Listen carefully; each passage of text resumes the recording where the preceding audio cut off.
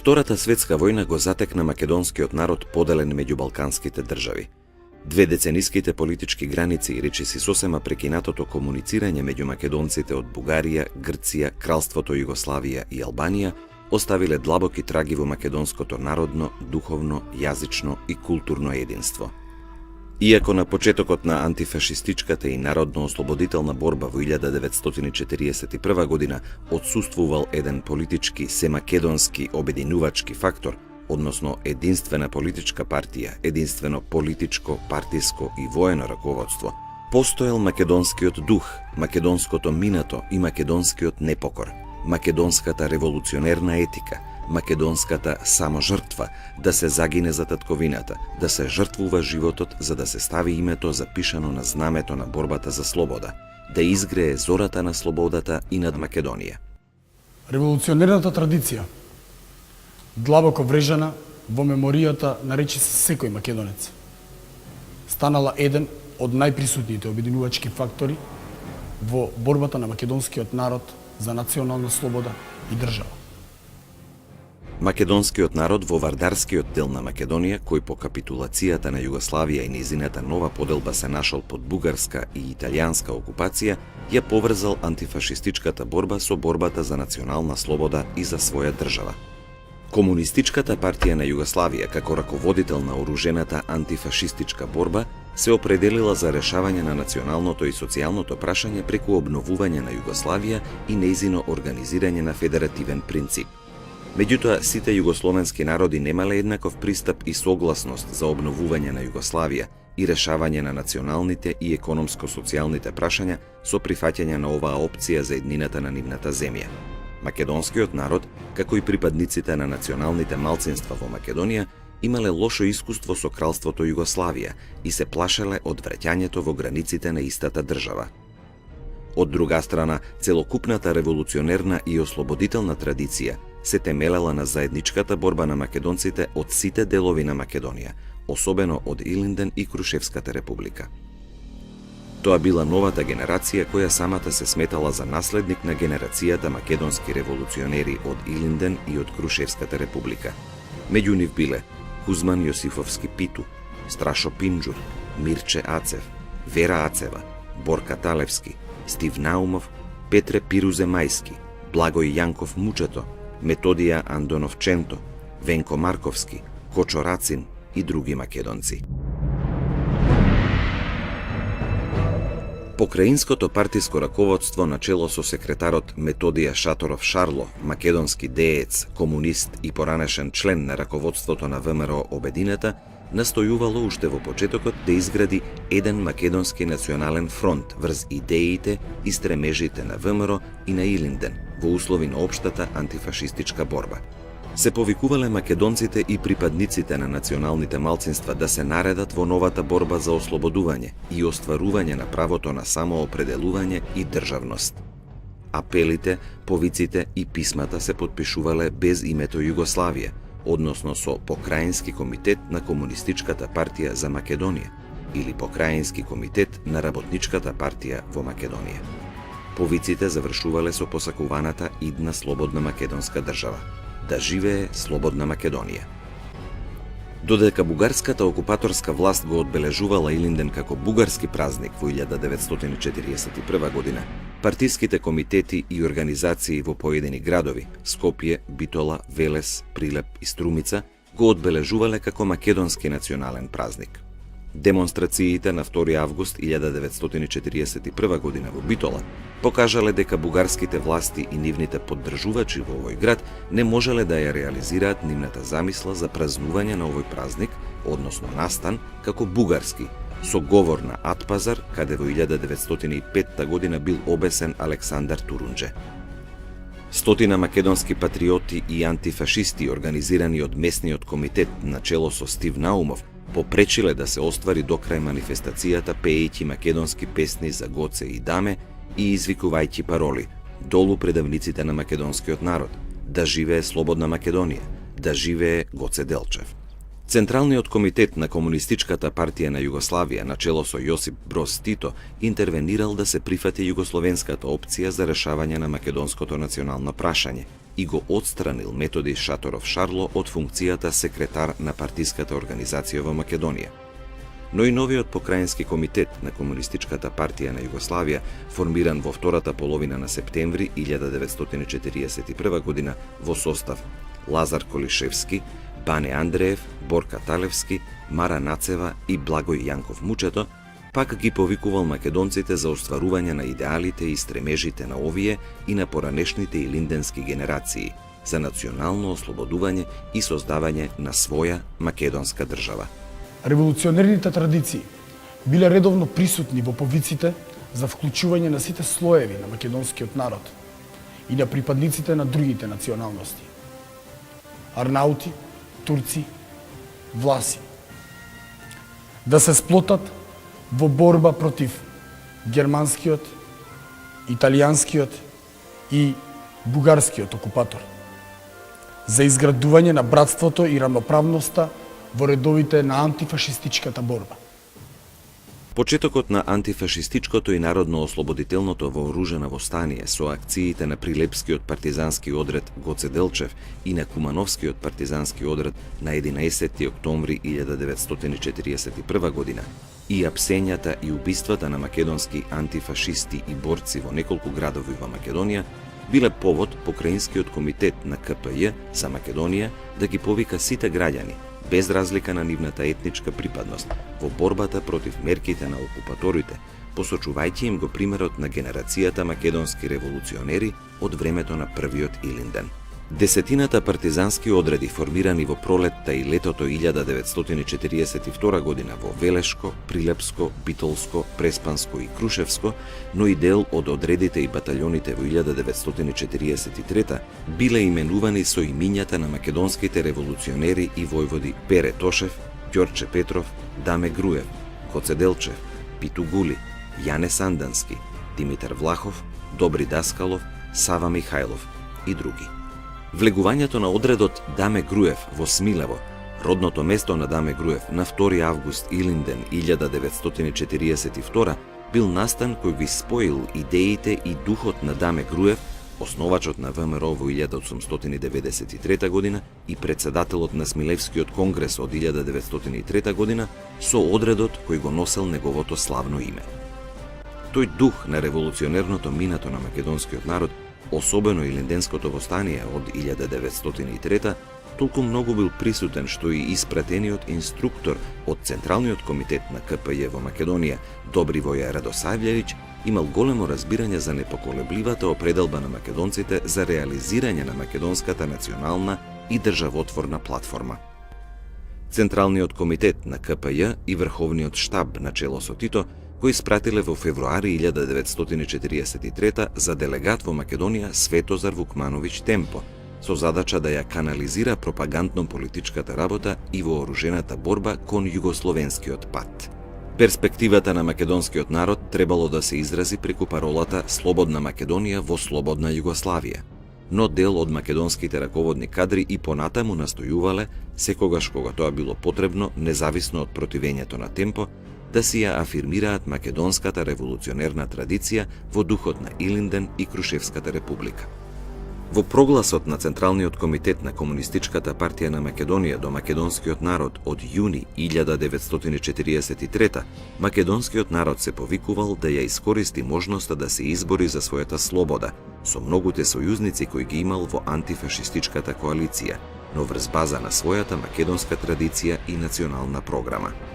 Кузман Јосифовски Питу на 2 август 1943 во рефератот по повод 40 годишнината од Илинденското востание испратил порака до сите слоеви на македонскиот народ и народностите кои живеат во Македонија да се приклучат во народно-ослободителната борба за остварување на својот вековен идеал – Слободна Македонија. Во манифестот на главниот штаб на Народно-ослободителната војска и партизанските одреди на Македонија, упатен до македонскиот народ во првата половина на октомври 1943 година. Повторно се повикуваат сите македонки и македонци да застанат и да се наредат во редовите на младата македонска војска која се бори под знамето на Крушевската република и се бори со една цел – за создавање на слободна Македонија. Поздравувајќи го излегувањето на манифестот, групата членови на антифашистичкиот народно-ослободителен комитет АНОК, Киро Глигоров, Кирил Петрушев, Олга Петрушева, Емануел Чучков, Лазар Соколов, Благој Хаджипанзов и други, ја изразувале својата радост и задоволство од формирањето на Народно-ослободителната војска на 18 август 1943 година и нејзиниот штаб начело со командантот Михајло Апостолски, но воедно ги изнале и своите мислења и забелешки. Тие се искажале против начинот на кој се прифаќала југословенската рамка за решавање на македонското прашање, со што не се исполнуваат очекувањата на македонскиот народ за остварување на идеалите на првиот Илинден, програмата на ВМРО Обединета и на сите македонски револуционери од минатото. Македонските раководни сили, кои и понатаму останале приврзани кон целосното решавање на македонското прашање, продолжиле да го следат Илинденскиот пат. Ова име го носел и весникот, гласилото на Народно-ослободителниот фронт на Македонија. Методи Андонов Ченто, во својство на председател на иницијативниот одбор во број 4 од Илинденски пат, своето обраќање пред свикувањето на АСНОМ го започнува токму со посочување на две етапи во развојот на македонската борба. Борбата зеде нови форми, но во основата си остана тесно поврзана со принципите на Илинденското востание и Крушевската република и се јави како нивно продолжение.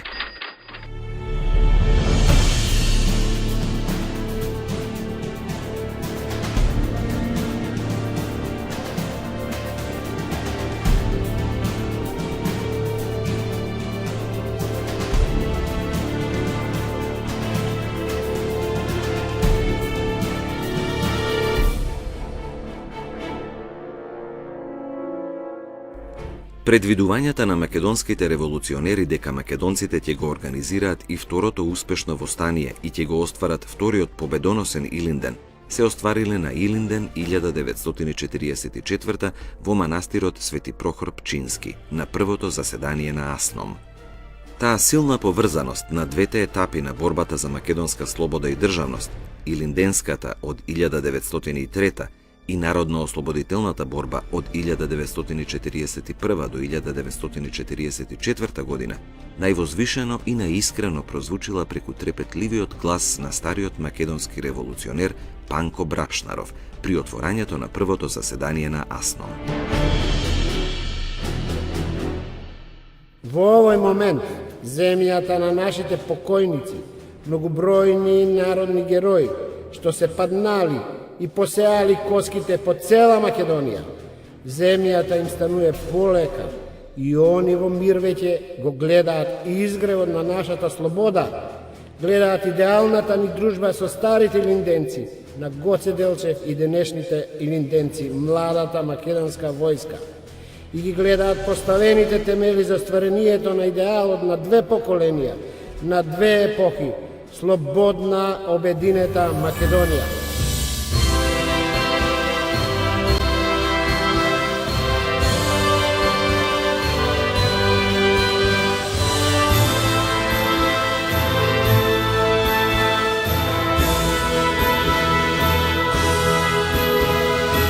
Учесниците на првото заседание на АСНОМ усвоија повеќе решенија со кои се ставија темелите на новата современа македонска држава, како федерална единица во Нова Југославија, организирана од 6 федерални држави. Со решението за прифаќање на одлуките на второто заседание на АВНОј, со одлуката за прогласување на АСНОМ за највисоко законодавно, извршно и представничко тело на Македонија, со одлуката за воведување на македонскиот јазик како единствен државен јазик во Федерална Македонија, со прогласувањето на Илинден за државен и национален празник, со усвојувањето на Декларацијата за правата на граѓаните и со други одлуки кои имаат државотворен карактер, се остварија најголемиот дел од стремежите на македонскиот народ за национална слобода и држава и се гарантираа правата и слободите на националните малцинства во Федерална Македонија. Сепак, остана нереализирано правото на самоопределување до отцепување и обединување на поделена Македонија во единствена држава, идеалот за кој се бореа македонците повеќе од половина век.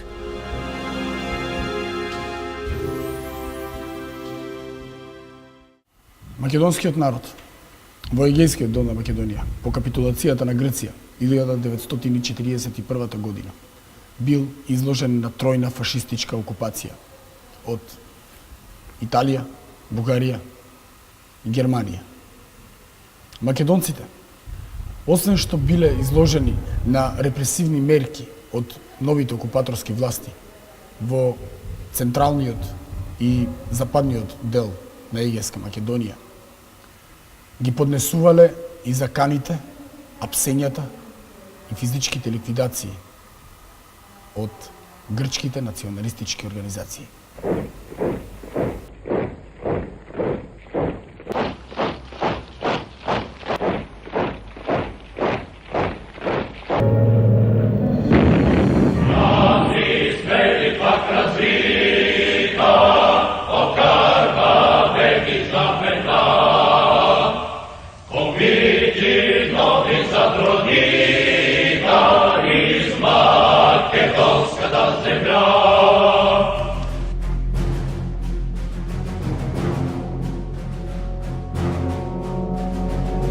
Во источниот дел на Егејска Македонија под бугарска окупација, македонците биле под силен пропагандно-политички притисок од бугарските окупаторски власти за прифаќање на ослободителната мисија на Бугарија.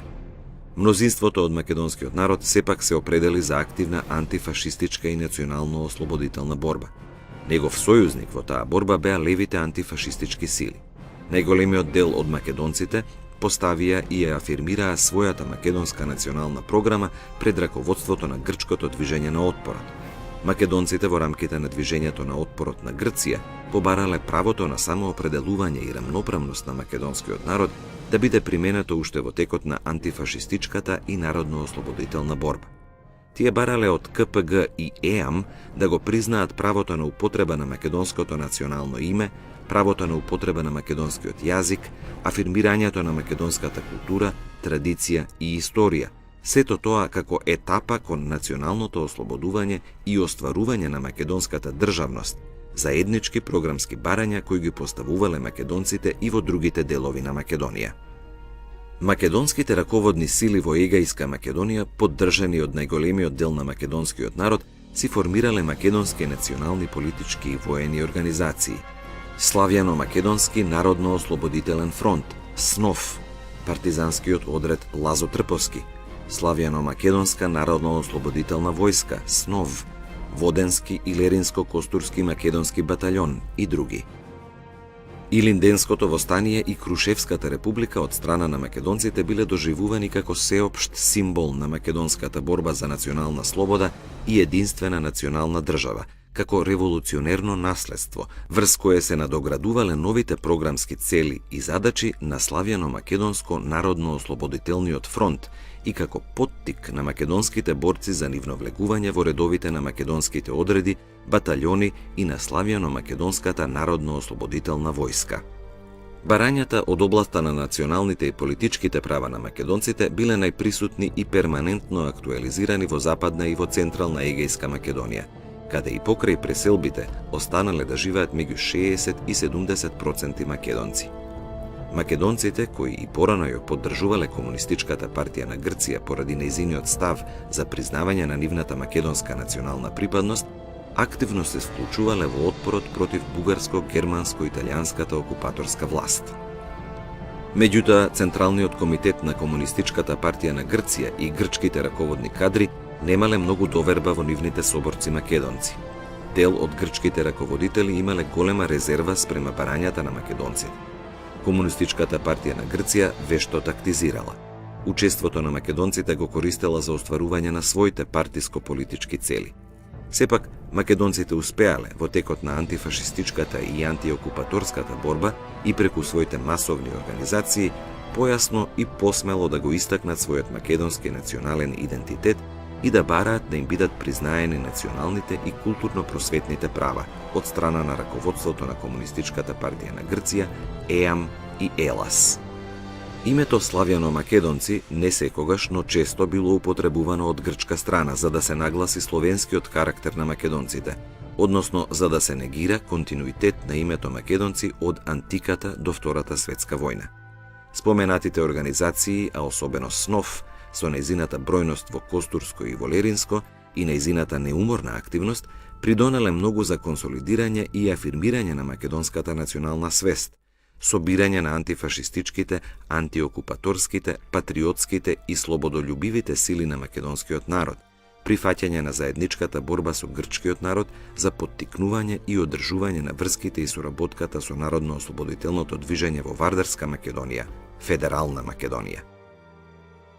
Македонците, оваа фаза од борбата, односно народно-ослободителната борба, ја прифатиле како континуитет на борбата на македонскиот народ од времето на Илинденското остание. Славјано македонскиот народно-ослободителен фронт бил прифатен како наследник на внатрешно-македонската револуционерна организација од 1893 година. А во Костурско, тој се споредувал со старата внатрешно-македонска револуционерна организација.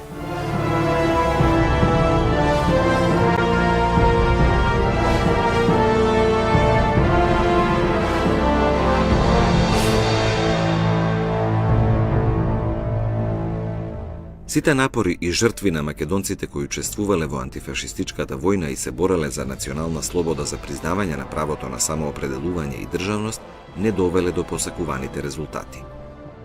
По договорот меѓу левицата, представувана од Комунистичката партија на Грција и ЕАМ од една страна и грчката влада во емиграција од друга, во Грција на власт дошле десните и монархистичко определени граѓански партии кои не го признавале македонскиот народ. Македонците биле казнувани за нивното учество во антифашистичката војна на страната на движењето на отпорот предводено од левицата. Во статијата «Вистината за славомакедонците», објавена во весникот Ризоспастис од 8 јули 1945 година, се изнесуваат објективните факти за прогоните и репресијата врз македонците спроведувани од страната на владата во Атина и се укажува на рамноправно учество на македонците и грците во антифашистичката борба, за што треба да им се оддаде признание, а не да се казнуваат и прогонуваат. На македонците треба да им се признае полна рамноправност во границите на грчката држава. Македонскиот народ во Пиринска Македонија и во текот на Втората светска војна останува во границите на Бугарија.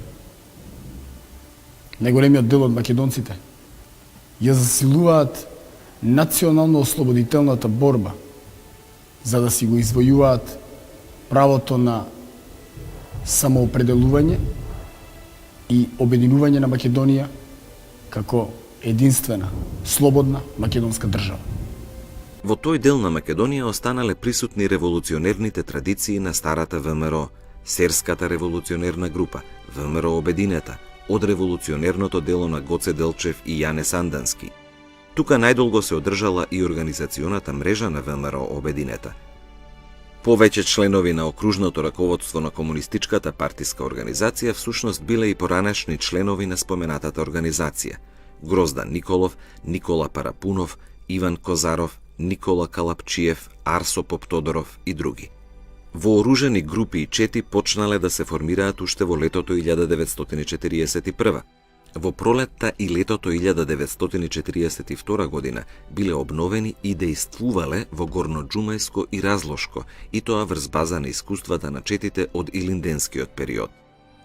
Биле искористувани и одбележувањата на Илинден на 2 август 1942 и 1943 година. Во април 1943 бил формиран партизанскиот одред во Разлошко, кој го добил името Јане Сандански. Во почетокот на мај 1943 во одредот Јане Сандански биле одбележани две значајни годишнини од револуционерното минато на македонскиот народ: 40 години од убиството на Гоце Делчев и 19 годишнината од потпишувањето на Мајскиот манифест во Виена. Учеството на поголемиот број македонци на страната на антифашистичката борба отворило нови можности за решавање на македонското национално прашање. Македонците се избориле за признавање на нивната посебна национална припадност на македонскиот јазик, култура и традиција. Од страна на македонските раководни тела било поставено прашањето за присоединување на Пиринскиот дел кон Федерална Македонија, конституирана на првото заседание на АСНО. Веднаш по 9-септемврискиот преврат во 1944 во Бугарија, областното раководство на Бугарската работничка партија и областниот комитет на Татковинскиот отечествениот фронт барала реализација на тоа право. Македонците барале тоа да се реализира веднаш, но Бугарската работничка партија и отечествената влада имале став тоа да се одложи за подоцна. Сепак, останало на сила правото македонците да си ја декларираат слободно својата македонска национална припадност, да го употребуваат својот мајчин македонски јазик, да ја афирмираат својата историја, култура и други права. Развојот и конкретизирањето на национално-културната автономија на македонците во тој дел на Македонија зависеле од меѓусебните договори на југословенското и бугарското државно раководство.